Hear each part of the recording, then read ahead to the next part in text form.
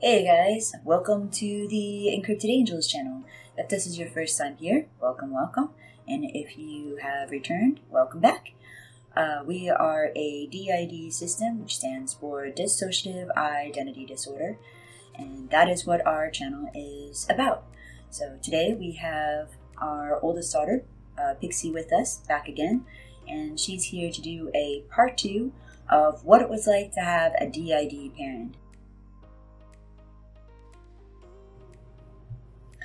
Hey guys, welcome back.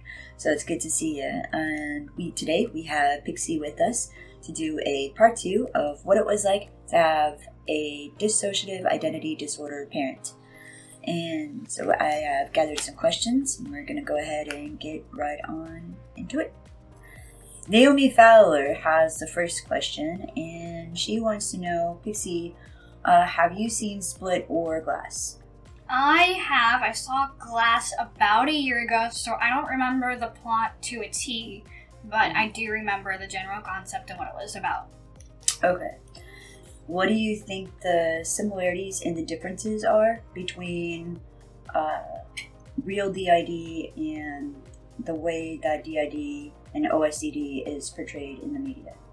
So, specifically compared to Glass, one of the things that I think that Glass did really well is bringing out the fact that, yes, DID systems can bring out others to some extent command. It takes a while. They do have to get themselves in the mood, maybe listen to some music to keep them out, eat their foods, watch their shows, whatever it is, but you can pull a specific alter out when requested.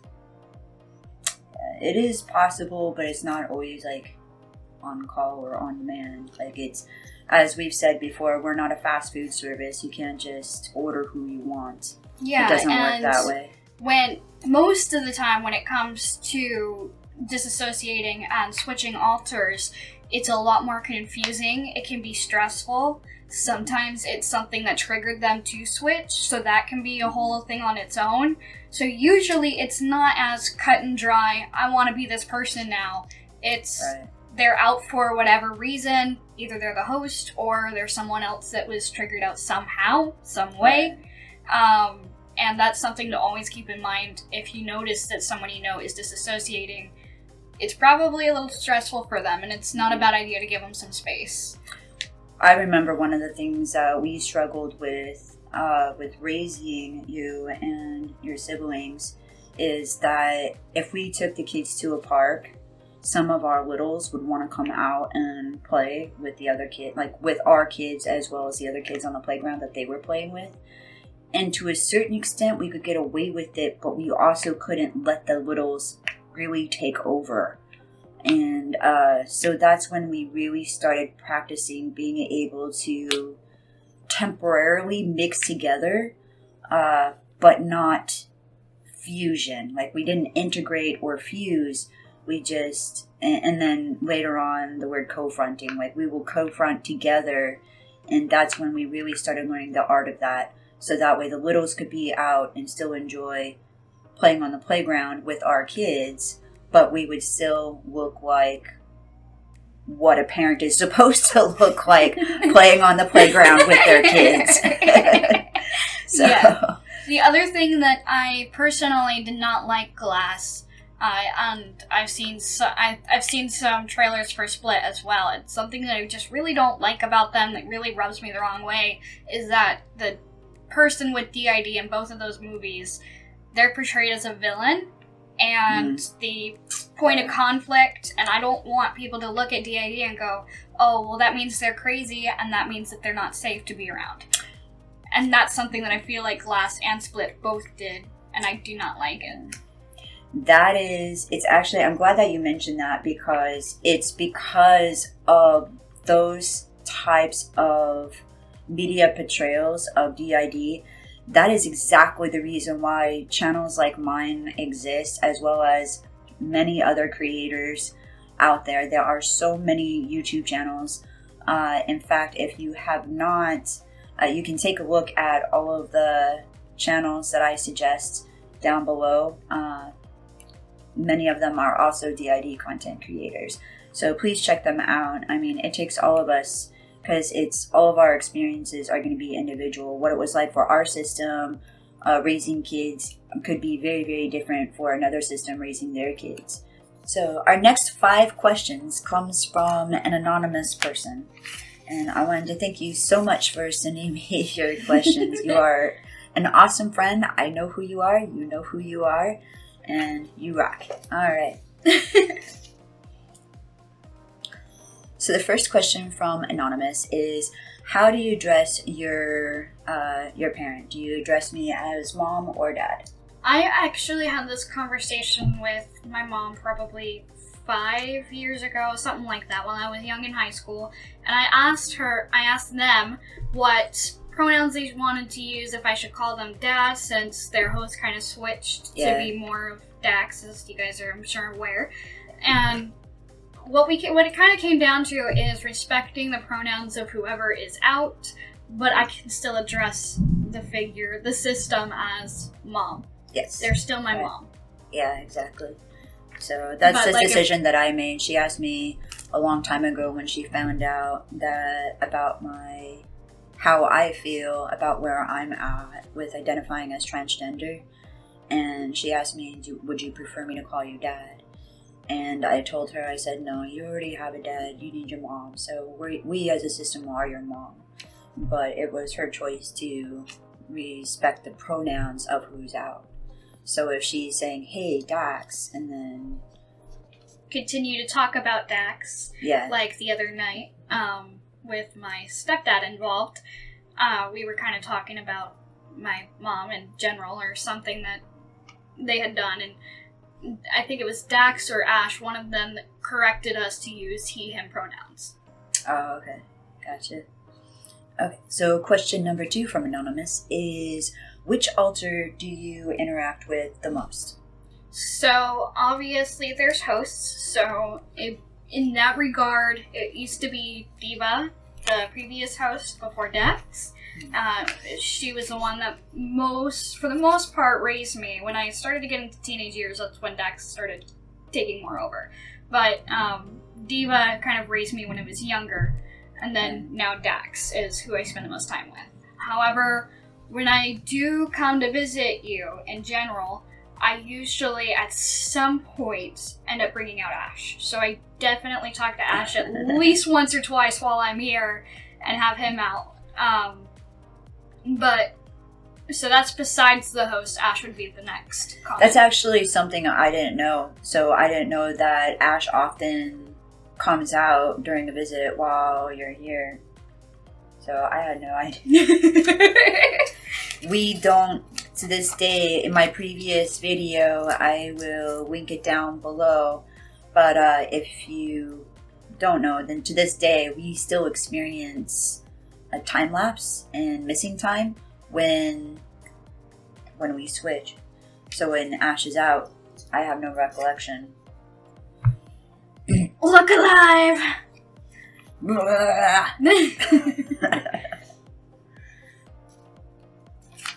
Grr, why could I get this right? Embarrassing. That's what we decided it. Yes. You got this. You got this. We got this. We got this. We got this. The third question from Anonymous is, does your parents' condition cause you any embarrassing feelings or emotions? So, my answer to that one is, first off, if you have a relationship with someone, and especially a good relationship with someone that has any condition, disorder, disadvantage in their life, their struggles should not be embarrassing to you. It should be something that you guys both can use to learn and grow and continue to communicate better. So, just by itself, no, it does not cause any embarrassing feelings. Now, what I can sort of relate that I love to... you. So, what I can kind of relate that to is when I'm around others, particularly others my age, that might start talking about their childhood or memories, or if I'm around their family and they're talking about it, if in some way I wanted to relate by saying something about my mom's condition, about dissociative identity disorder, then I can get really, really anxious about it because it comes from PTSD, it comes from various other issues and emotions in life and neglect and etc. So I don't want people to hear that story and think, wow, your mom's crazy because she has this disadvantage. But like I said with the glass, that's not what DID is. And I don't want people to look at me or my mom that way. So a lot of the times, if there's for some reason a way that I wanted to relate it to a friend of mine, I might do it in private first. And if that's what they think, then they're not a very good friend. Out of curiosity, at what age were you when you realized or knew that this wasn't a good idea to share with your friends, that I have a condition that they and or their family may not understand?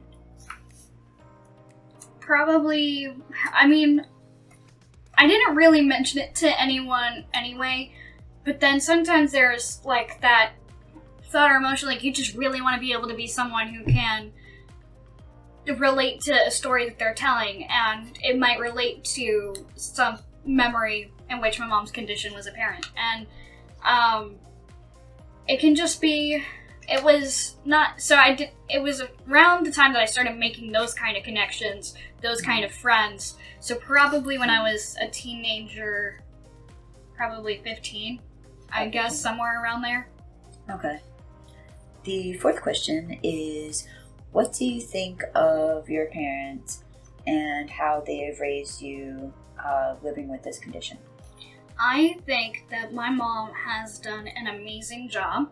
Aww. And I also think that I mean, I turned out okay. I also think that the conditions in which you experience with your DID, some of the stress, anxiety, even I'm sure depression, I think that has made you much more aware of those conditions and even more understanding when I started experiencing some of those issues as well. I remember specifically a couple of times when, and this is normal for teenagers to sometimes act passive-aggressive. And so there were times when I would catch you acting passive-aggressive, and I would call her out on it, but not, I never wanted her to feel like I was attacking her with catching her being passive-aggressive.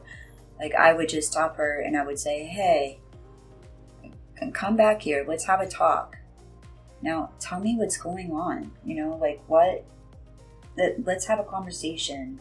Let's get some coffee together, let's sit down and let's have a real conversation. What is going on with you?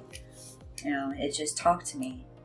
And that usually that kind of would break the tension for whatever reason I might have been upset.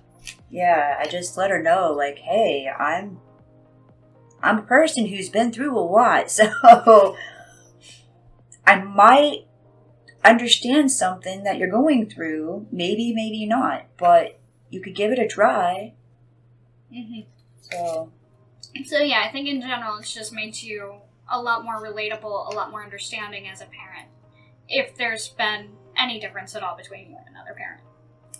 Okay, so from what you've seen from other parents. Gotcha.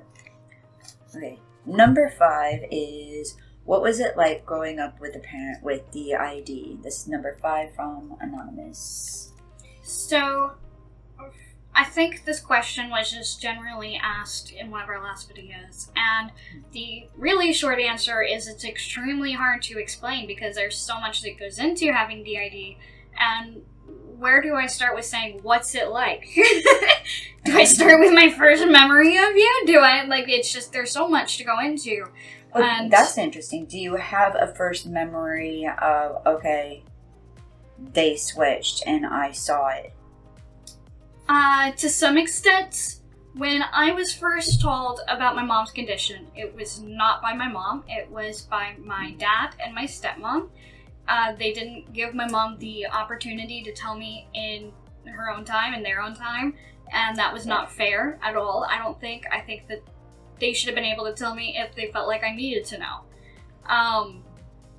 So I was probably about 10 years old when they told me, without your permission.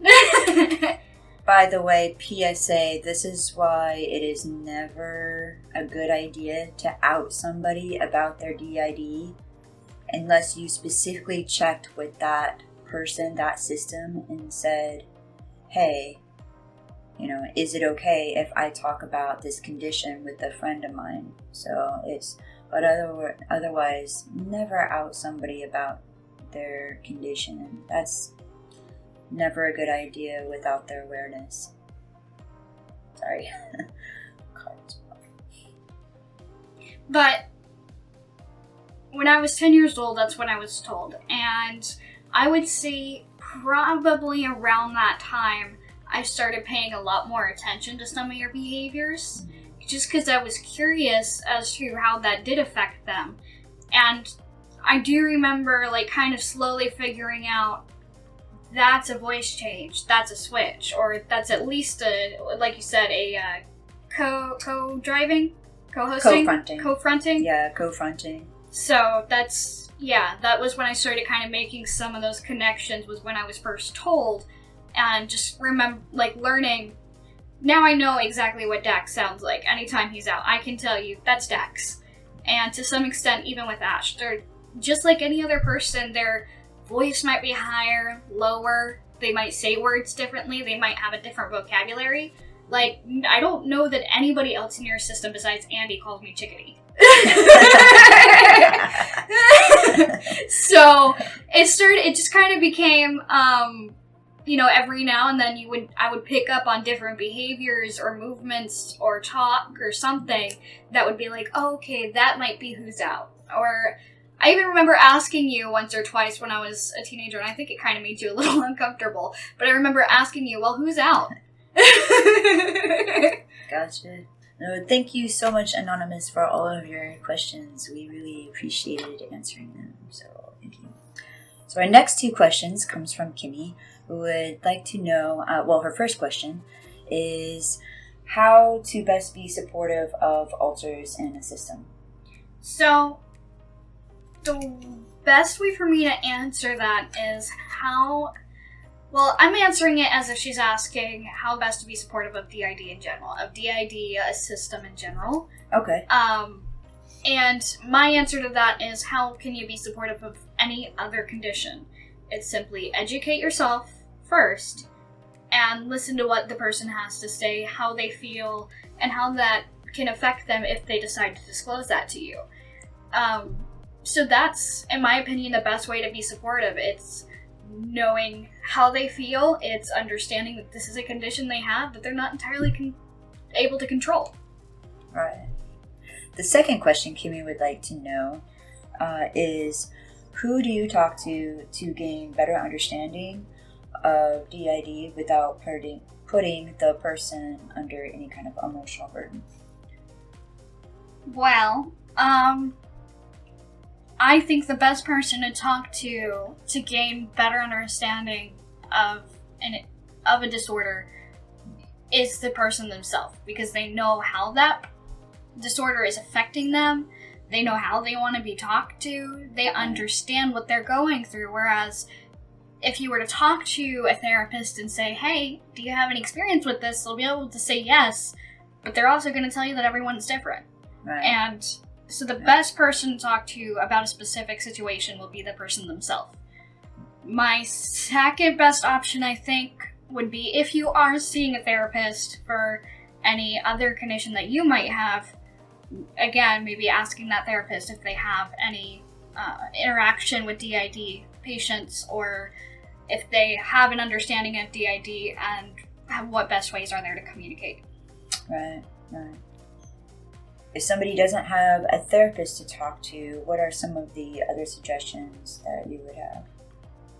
Again, just generally educating yourself. I would probably search online for various experiences. I'm sure there are probably Reddit posts or some kind of thread somewhere about people with DID just sharing their experiences. I mean, there's that for everything else. I'm sure it exists for DID as well. Yeah. So maybe reading through there to get some more understanding. If you had any other way to communicate with someone on that platform, that might be a good way to ask your questions without talking to the person that you're trying to avoid putting emotional burden on. But what it really, like I said, what I really think it comes down to is seriously just talking to the person themselves. If someone were to ask me, for example, about how ADHD affects me, I would be more than happy to tell them how they can help me. And I feel like, for the most part, systems will also feel that way. They would feel like they know what will help them best. They know their answers. It would just be better to talk to them to find out the answers to your questions. And each system is different. So say even if you do meet another system out there in the world, which I think you have. Yeah, I do know another system. Then the information that she knows about our system, granted, other systems don't have to start from scratch with her. Like, she already has a base understanding already that many people may not have. But it also, they could be completely different, operate differently, have different responses, different conditions, and we have like different triggers. Different triggers, so different things. Like, I know the person that I have, the other person that I know that's a system, they have schizophrenia as well, and that seriously is one of their triggers for switching, is some of their schizophrenia when they hear certain sounds, which is why, personally, I don't like pulling any of those kind of pranks on him, because that's just not right. Like, oh, hey, so-and-so is talking to you in your ear, kind of thing, Like, those kind of pranks and jokes, it's like, I don't want to mess with him that way, so... Not everybody with schizophrenia has auditory hallucinations. I hope that's the right word. I apologize if it is not. So, yeah. Oh, but I'm talking really soft there, sorry. But that's why I don't like playing those kinds of games with him or playing around with him, but what that comes down to is, again... I talk to him about his experiences. I talk to him about his conditions. Right. And that's how I know, not to mess with him that way. Just like I know certain things with you, like loud noises. You don't handle loud noises well. No. And shocking loud noises are not a good idea. So, it's all of that. It comes from knowing the person and talking to them and getting that trust and understanding and basis of communication to be able to say, hey, what can I do if you overreact to this or something? Right. So our next question comes from Tammy, and Tammy would like to know, how did you deal with us missing time and how we would miss even whole days and conversations? And she is just now finding out that this has happened with her kids, and so she'd like to know, how did you deal with that? So, for me, I have had that experience for sure. Even will be addressed in the next question as well. First of all, just want to put this out there. Because these are different personalities, they have their own memories. Some of them even might just remember things differently because that's how their minds work. And what it really comes down to is who is out, and if that person was fully out or if they were only partially out for some of that time. So it can be pretty stressful trying to get someone to remember. So instead of trying to get her to remember, I might remind her of the conversations and say, hey, this is something that happened, do you remember? And if they don't remember, then I might try to remind them. And if they don't remember, if they seem uninterested or uncomfortable for whatever reason, I just change the subject and leave that happy memory for myself to smile at in my own time. There you go. Has it ever bothered you or upset you, or have you ever experienced like being maybe mad at me that I don't remember something? When I was younger and I didn't have as much of an understanding of DID and how it all works, how every alter in the system is different. When I was younger and I just didn't understand, I'd get really, really frustrated. So yeah, there were times where I'd get upset, but now that I have a better understanding and generally just of mental health anyway, it's easy for me to say, okay, well, either they don't remember, or if I'm trying to tell them, they don't feel they don't look like they're comfortable with this conversation, let's move on. Okay. So what was it that did upset you when you were younger and didn't quite understand the different altars coming out, and that each altar just ticked differently? It was for me, it's, well, I don't remember that, and in my mind, my brain would go, since you didn't remember that, you don't think it happened. And I get frustrated that there's not proof, that you don't believe me, and that's what it would be, but that was just because that's how my mind worked, not because of anything that you did or said. Right, like, I never said, oh, I don't believe you, like, or I never said, that didn't happen. Like, she would maybe say, hey, do you remember this? And I would say, no, but that doesn't mean much. I have a really bad memory, honey. I'm so sorry. Tell me what you remember. Mm-hmm. So, because I would always let her know, because I never wanted you to doubt what you remembered, because I know, as you said, depending on which altar is out or was out during that time, that conversation, it could, maybe that person in my system does remember what you're talking about, but I don't. So if you were to bring up a memory where Mia was out or Andy was out, but I wasn't, I may not have had any recollection or idea or anything of what was going on at the front during that time of that specific memory, but that person in my system may still retain and have that memory. And so that memory may not be completely gone or lost. I just may not be aware of it. But as she said, I do want to know. I want to know everything. Like, whatever you want to share with me, that's what I want to know. So that's the reason why we do these, because I'm just as curious as all of you guys to know the answers that she has to provide to all of us, really, of her experiences of what it was like to have a DID parent. And so we are on our final question.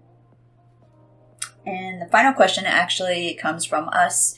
And we wanted to know, what is your funniest moment that you remember with an altar in our system, no matter who it was or what it was? So what's your funniest? So I don't know who was out. I think I asked Dax, and he said he doesn't remember it, so it probably wasn't him. It is Dax, by the way, so I can tell you live as we record this. So yeah, but what had happened was I drove my Miata up here, and so I wanted to take Mom out in the Miata, and it had started raining that day, and if you guys know anything about Miatas, they're not the best in rain. They're little, small, light cars meant to go zippy-zip around mountains.